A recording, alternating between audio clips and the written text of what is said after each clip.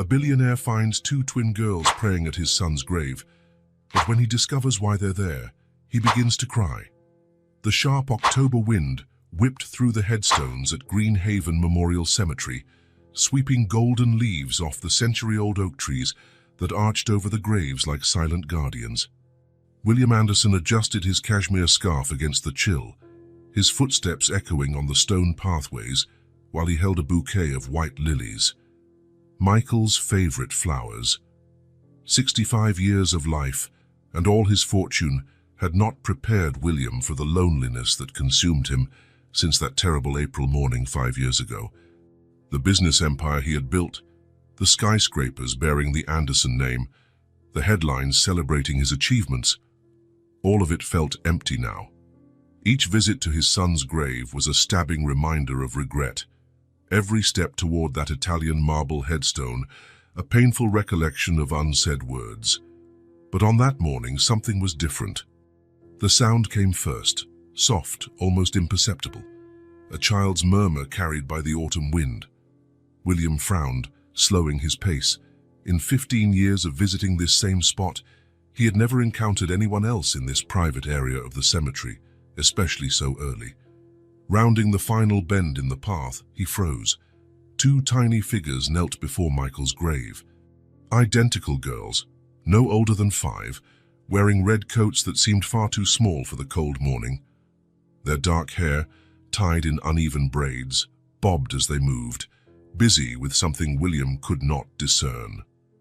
"And the teacher said I played really well today, Daddy," one of them whispered, her sweet voice filled with childish pride. "Sophie's still learning, but she promises to practice more, right, Sophie?" The other girl, Sophie, nodded emphatically, scattering colorful papers around the headstone. "I drew a new picture. Look, it's us playing piano just like you did."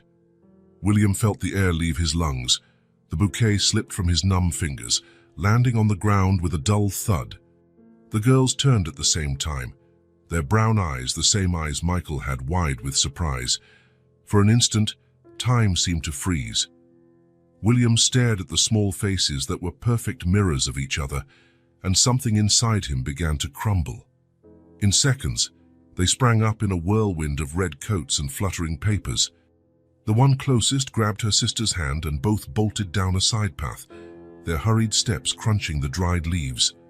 "Wait!" William tried to call, his rough voice failing him, but they were already gone among the tombstones, leaving only the echo of their footsteps and a scattered collection of drawings blowing in the wind. With trembling legs, William approached the grave.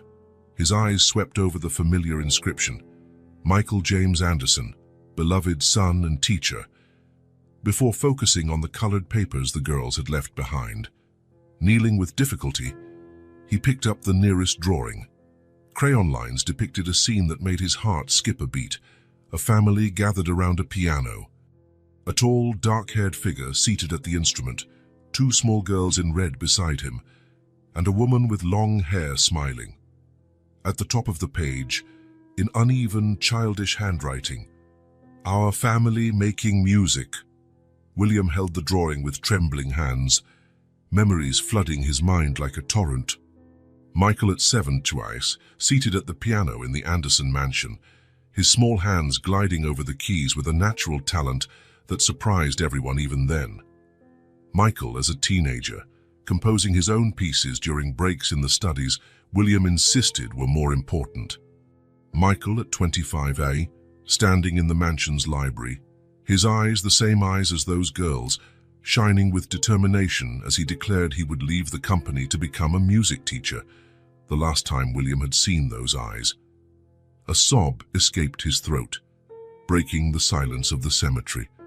The puzzle pieces began to fit together in his mind. The twins, the piano, Michael's absence in their lives.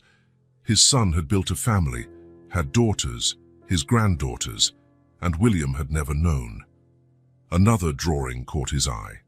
In it, the same figures, but the person at the piano was different, bigger, drawn with a wide smile. Below it, a phrase that blurred his vision with tears, "Daddy teaching us music in heaven." William let himself sink down onto the cold ground, not caring about his $10,000 Italian suit. His hands shook as he gathered each drawing, each piece of the life his pride and stubbornness had prevented him from knowing. The girls had Michael's smile in the drawings, that same smile he saw every morning in the portrait on his desk, the last photo he had taken of his son before the argument that tore them apart for good. How long had Michael tried to tell him about them? How many letters had William returned unopened? How many calls had he ignored, convinced he was right in his inflexibility? A stronger gust of wind blew, carrying with it a page of sheet music. William caught it in midair, immediately recognizing Michael's handwriting. It was an original composition, the kind of music his son loved to create. The title at the top made his heart tighten. For my little stars, Lily and Sophie. Lily and Sophie. His granddaughters had names. They were real, tangible, not just ghosts of missed possibilities. They played piano like their father. They came here to talk to Michael, bringing their art and music to share with him. William looked again at the marble headstone, seeing it with new eyes now. It wasn't just the marker of his greatest loss. It was a gathering place, a spot where two little girls kept their father's memory alive through music and colorful drawings. Slowly, he stood, carefully tucking each drawing into the inner pocket of his coat. His heart, so long hardened by bitterness and regret, now beat with a new urgency. He needed to learn more about them, about the life Michael had built, about the family he never knew. Gazing in the direction where the girls had fled, William made a silent promise. He would return the next day, and the day after that, and however many days it took to find out more about his granddaughters. This time, he wouldn't let pride stop him from knowing and loving his family. With one last look at Michael's grave, William began his walk back. The dry leaves crackled beneath his feet, and the October wind felt a little less cold now. In his pocket, the colorful drawings weighed like newly discovered treasures, promises of a future he had never imagined possible. The morning was just beginning, and with it a new story was unfolding at Green Haven Memorial Cemetery, a story of redemption, discovery, and the possibility of healing old wounds through the innocent love of two small artists in red coats, much too small for the season. William cancelled all his meetings for the week. For the first time in 40 years, the presidential suite at Anderson Enterprises remained empty, and his assistant received strict instructions to reschedule every appointment. The powerful CEO had a new priority, one that took him every morning to Green Haven Memorial Cemetery, long before sunrise. The large oak near Michael's grave provided the perfect hiding place. Its golden leaves and massive trunk gave enough cover for William to watch without being seen. There, in the morning shadows, he waited, his heart racing whenever he heard footsteps on the stone path. On the second morning of his vigil, they appeared. "Watch out for the flowers, Lily," Sophie's voice echoed through the silent cemetery. Mum said daisies were Dad's favorites after lilies. William watched, holding his breath, as the twins approached the grave.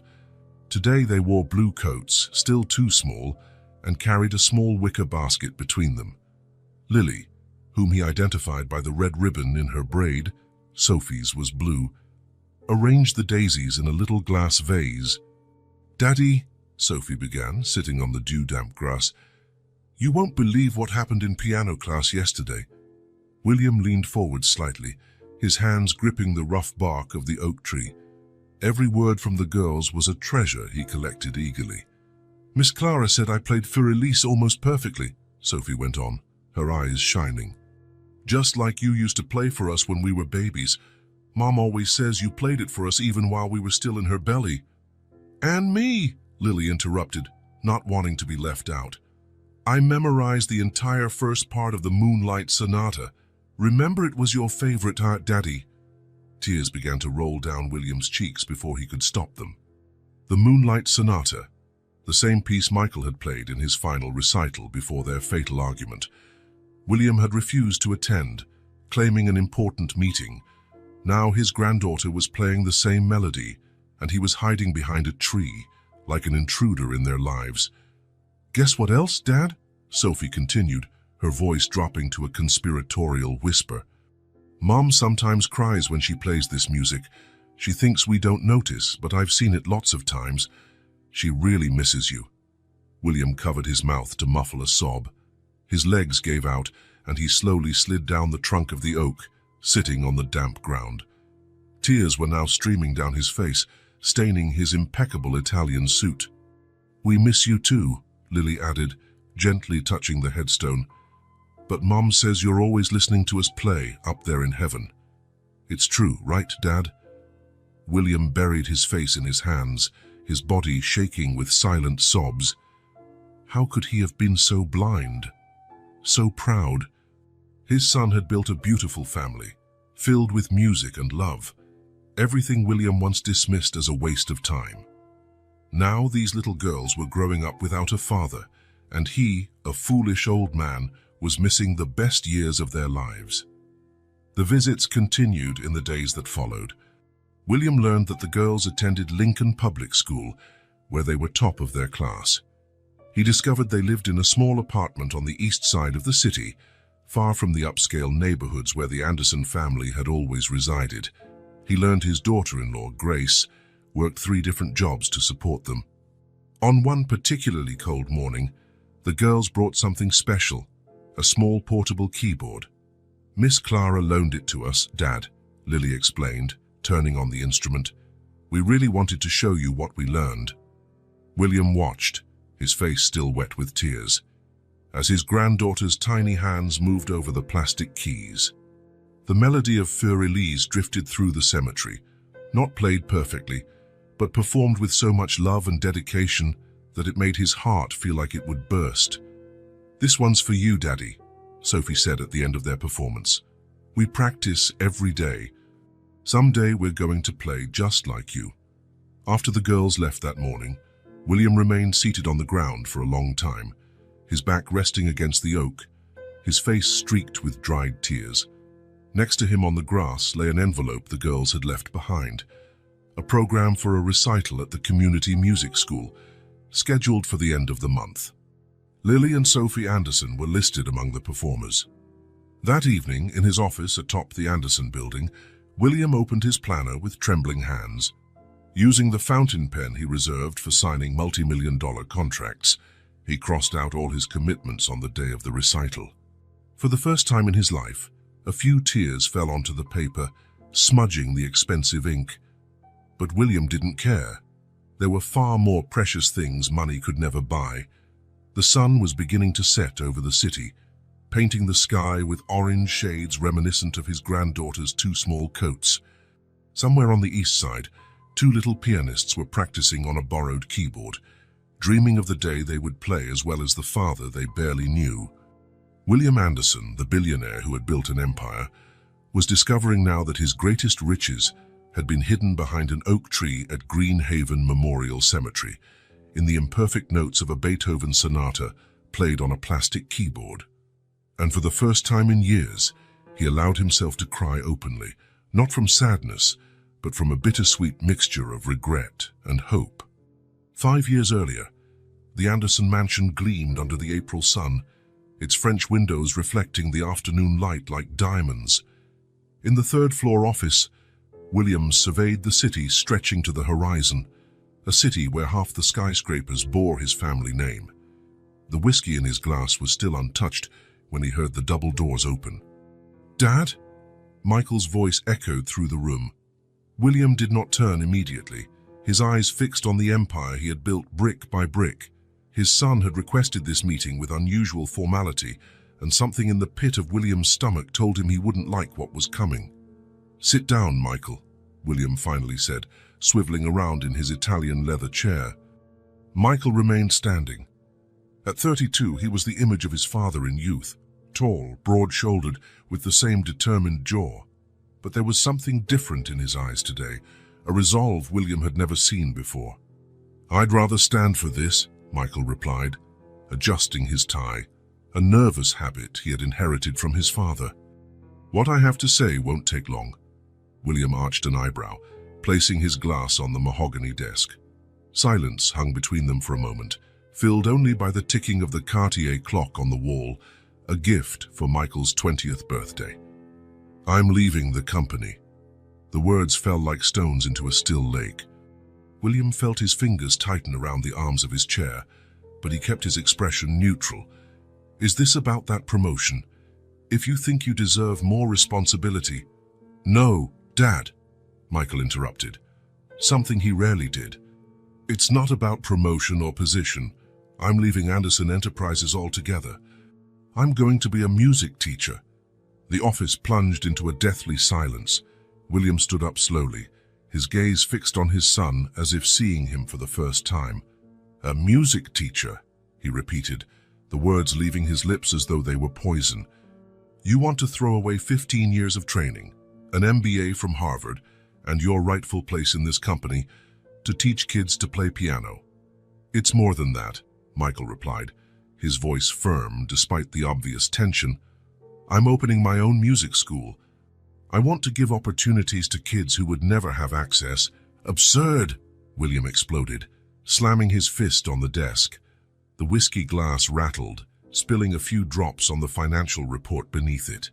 You're my only son, Michael, the only heir to the Anderson legacy. Generations of our family have built this, and you want to throw it all away for a hobby. Michael stepped forward, his eyes shining with a mix of determination and hurt. A hobby?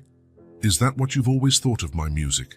Even when I won competitions, even when I got accepted to Juilliard, which I refused to let you attend, thank God. William cut him off. And it was the best decision I ever made for you. Look where you are now, executive vice president of the largest real estate developer in the country. Where I am? Michael let out a humorless laugh. I'm miserable, Dad.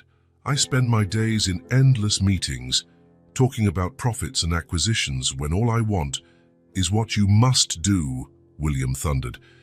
You have responsibilities, Michael, to the company, to the family, to our name.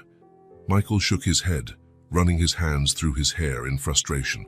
What about my responsibility to myself, to my dreams, to— He hesitated for a moment, as if about to say more, Cal, but then held back. William walked around the desk, stepping closer to his son. Dreams don't build empires, Michael. Dreams don't keep 300 families employed. Dreams don't— No, Dad, Michael interrupted again, his voice gentler now. Dreams build lives, lives worth living. He pulled something from his suit pocket, a flash drive. Here's my resignation letter, along with all the reports for the projects I'm supervising. I've given a month's notice, more than enough time to train my replacement. William stared at the small object as if it were a bomb about to go off.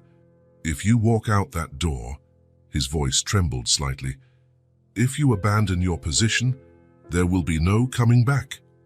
Michael placed the flash drive on the desk and stepped back. That's always been the problem, hasn't it?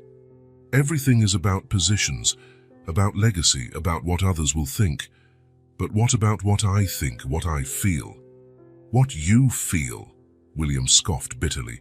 Feelings don't pay the bills, Michael. Feelings don't build the future. No, Dad, feelings build families, something you seem to have forgotten a long time ago. The words struck William like a slap. For a moment, he saw not the executive vice president of Anderson Enterprises, but the 12-year-old boy who would play piano late into the night, dreaming of stages and applause. You're throwing your life away, William said, his voice lower now, almost pleading. Everything I built, it was for you. Michael smiled sadly. No, Dad, you built it for yourself, for your pride, for your legacy. I never asked for it. He turned toward the door, pausing for a moment with his hand on the handle. You know what's ironic? You always said music wouldn't pay the bills, but I'd rather live without money than keep living without dreams, without a soul. William felt something break inside him, pride, maybe, or fear. If you walk out that door, his voice was hoarse now, don't come back. Michael paused, his hand trembling slightly on the handle. For a moment, father and son locked eyes, 2 generations of Anderson, separated by a chasm of expectations and unrealized dreams. Goodbye, Dad. The doors closed with a soft click, nothing dramatic.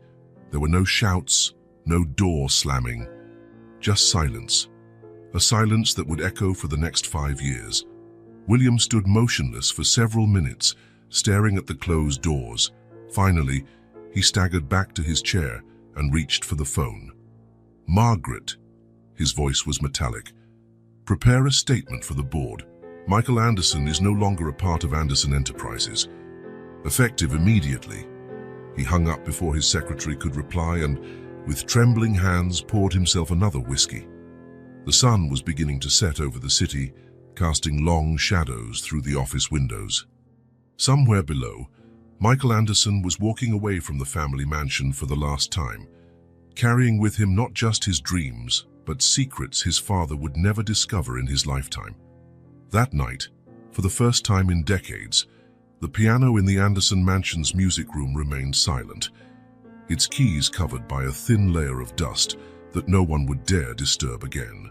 William stared into the emptiness of his office at Anderson Enterprises, the same office where, 5 years ago, he had held his last conversation with his son.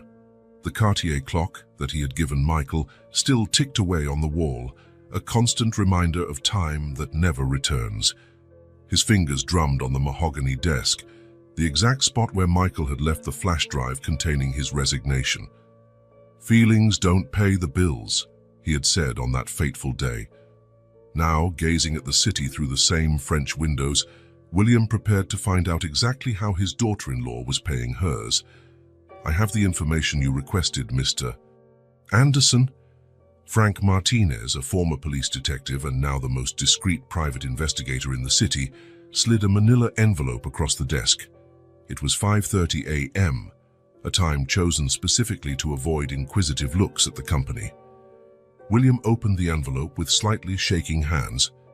The first photo showed a young woman, no older than 35, her brown hair pinned in a messy bun. She wore a simple but well-kept blazer and carried a folder of sheet music. "Grace Thompson Anderson," Martinez began in a professional tone. "Widow of Michael Anderson, 34 years old, graduated cum laude in piano from the Municipal Conservatory. She met your son when both volunteered at the St. Francis Community Center." The mention of the community center reminded William of Michael's words, "I'm opening my own music school. I want to give opportunities to kids who would never have access." So that's where it had all begun. "She holds 3 jobs," Martinez continued.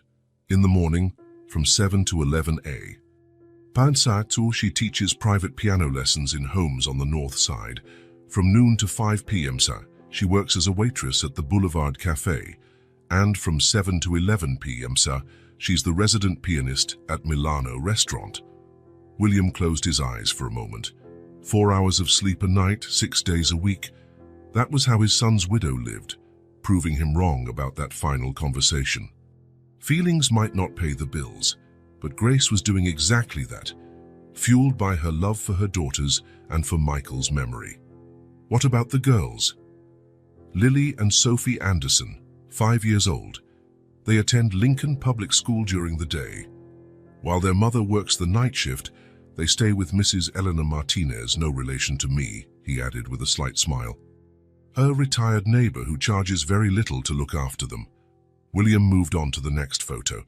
Grace was at the Boulevard Cafe, balancing 3 plates with a serene smile on her face. Her uniform was immaculately clean, but her shoes showed clear signs of heavy wear. "Keep discreet observation for a week," William instructed, his voice husky. "I want every detail of her routine." The next morning, William cancelled all his meetings, something that was becoming a habit ever since he discovered his granddaughters at the cemetery. He parked his Bentley 3 houses down from the Parkington residence, where Grace taught her first lesson of the day. Through the French windows, he could see his daughter-in-law seated at the piano, patiently guiding a young girl's hands over the keys. Her face lit up each time the student hit a correct note, the same expression he now recalled seeing on Michael's face whenever he talked about teaching music. "You're throwing your life away," he had told his son that last day. Watching Grace now, William realized how wrong he had been. Michael hadn't thrown his life away. He had dedicated it to something bigger than money or status, and Grace, his widow, carried on that legacy with a dignity that made William feel small in his $500,000 Bentley. At 11:15 a.m., Grace rushed out, hurrying to catch the bus downtown. William instructed his driver to follow discreetly. On the way, he saw her pull a small notebook from her bag and study sheet music, making use of every minute of the commute. At the Boulevard Cafe, he watched her quickly swap the blazer for a cafe uniform. Through the window, he saw her navigate between tables with natural grace, always smiling, always polite, even when a customer spilled coffee on her clean shirt. Summoning courage, William entered the cafe, disguised with dark glasses and a newspaper. He chose a discreet table, his heart pounding as Grace approached. "More coffee, sir?" she asked. Up close, he could see the dark circles carefully hidden beneath a thin layer of makeup.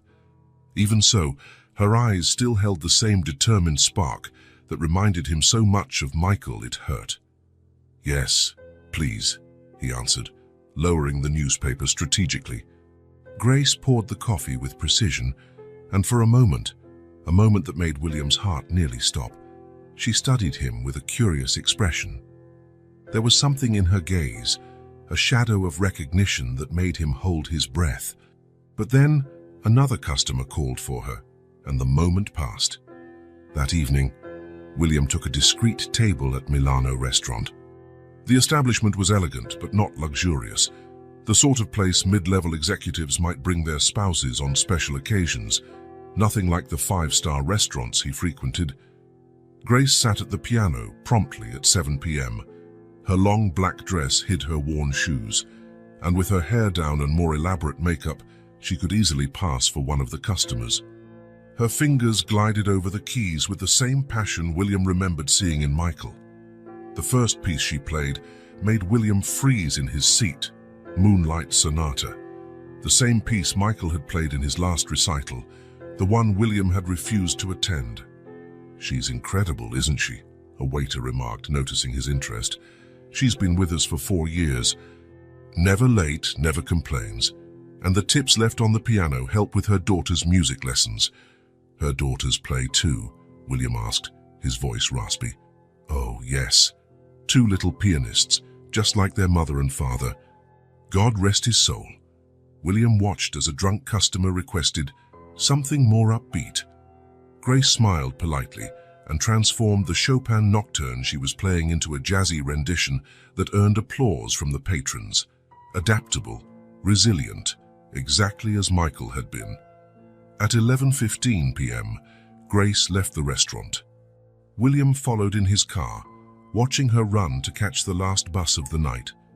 20 minutes later, she got off in a modest neighborhood on the east side, hurrying 3 blocks to a small apartment building.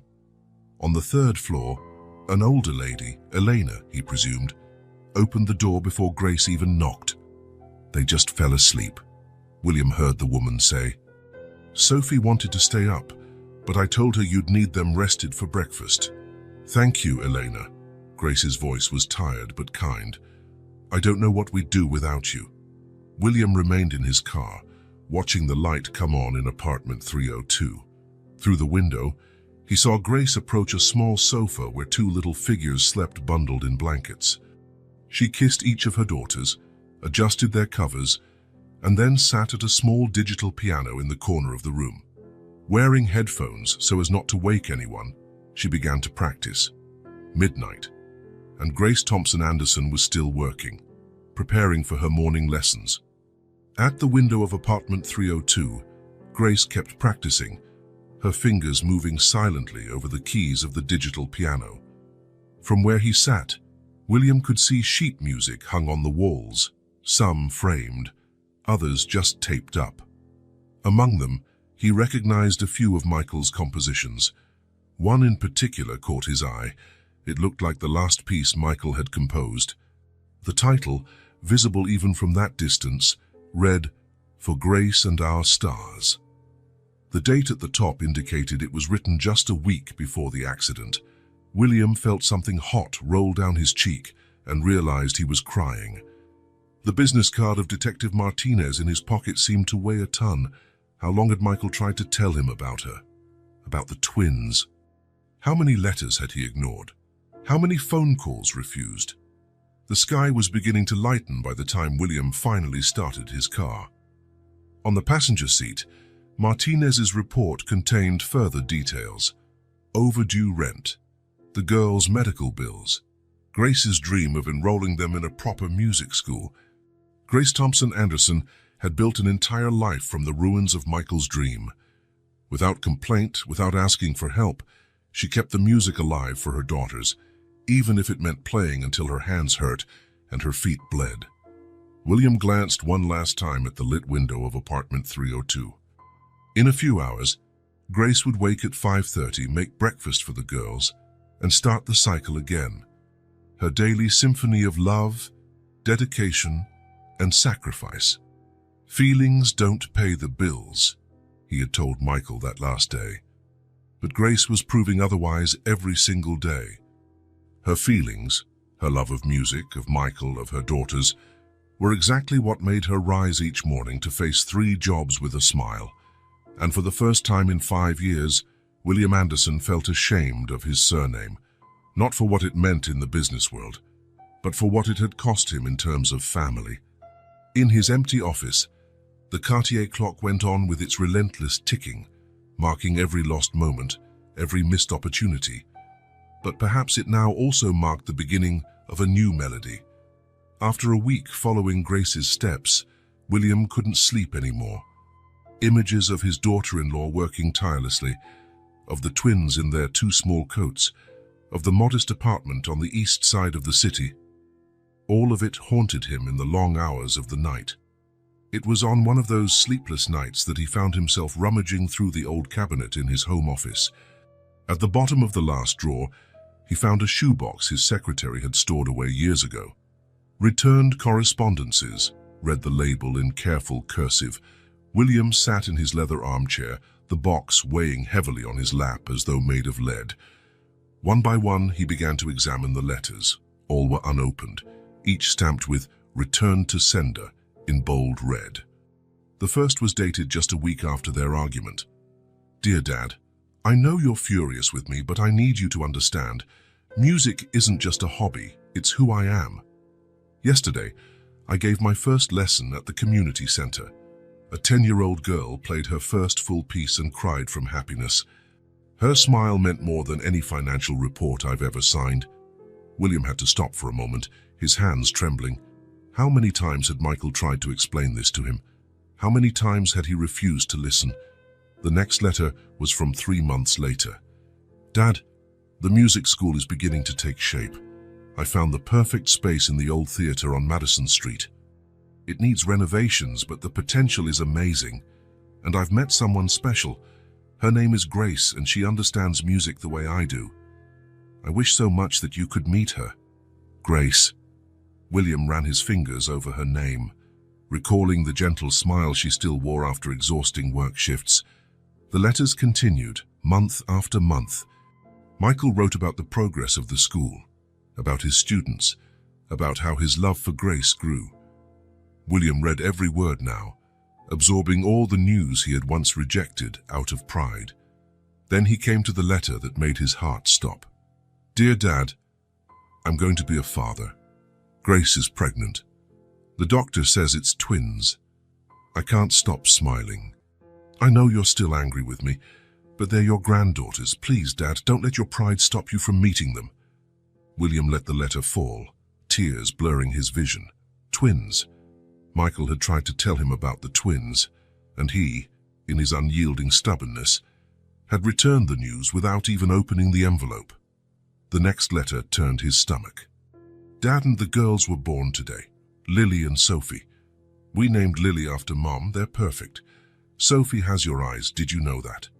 The same shade of blue. Grace says they already respond to music. I play the piano for them every night." More letters followed. Michael shared news of the girls' first steps, their first words, how they were fascinated by the piano. Every precious moment of his granddaughters' lives, rejected and returned unread. The last letter in the pile was different. The envelope was open, dated a week before the accident. "Dad, this is my last attempt. The girls are 4 now. Lily started playing Twinkle, Twinkle, Little Star on the piano, and Sophie sings along. They ask about you. I showed them your picture, the one from the newspaper when the company turned 50. Sophie said you looked sad. She's right, isn't she? You always looked sad, even at the height of the company's success. I used to think it was disappointment in me, but now as a father I understand better. You were trapped, Dad. Trapped by expectations, by a legacy, by an idea of success that might not have been yours at all. Grace says it's never too late to start over. She's wise like that. Tomorrow I'm going to stop by your office. I didn't make an appointment. I know you wouldn't see me, but I have to try one last time. The girls deserve to meet their grandfather. And you deserve the joy of having them in your life. See you tomorrow, 175. Michael. William let out a deep sob. Michael never made it to the office the next day. The accident happened on the main avenue, just 2 blocks from Anderson Enterprises. It had been raining, the news said. The other driver was drunk. With trembling hands, William collected every letter, lining them up carefully. The sun was beginning to rise, bathing his office in golden light. In a few hours, Lily and Sophie would be waking in their small apartment, preparing for another day of school. Grace would be rushing to her first piano lesson of the day. He picked up the last letter again, rereading Michael's words. "It's never too late to start over," Grace had said. Could it be true? After so much time, so many returned letters, so much silence. William stood up, walking to the window. The city was slowly coming to life, the first rays of sunlight reflecting on the skyscrapers bearing the Anderson name. That entire empire he had built, which he had tried to force upon Michael, now felt hollow. In his pocket, the girls' recital program seemed to burn. Perhaps Grace was right. Maybe it was never too late to begin again. With reverent care, William stored the letters in his Italian leather briefcase. Tomorrow, he decided, he would visit the music school Michael had founded. It was time to see the real legacy his son had left behind, not in square footage or stock shares, but in musical notes and children's smiles. The old theater on Madison Street had lost much of its original splendor. The Art Deco facade, once imposing, showed clear signs of wear, and the sign reading Michael Anderson Music Academy had been hand-painted, the letters simple but carefully done. William adjusted the dark glasses and the plain cap he wore as a disguise. The letters he had spent the night reading still weighed heavily in his briefcase. One of them mentioned this place, the perfect space Michael had found to realize his dream. The interior of the building surprised William.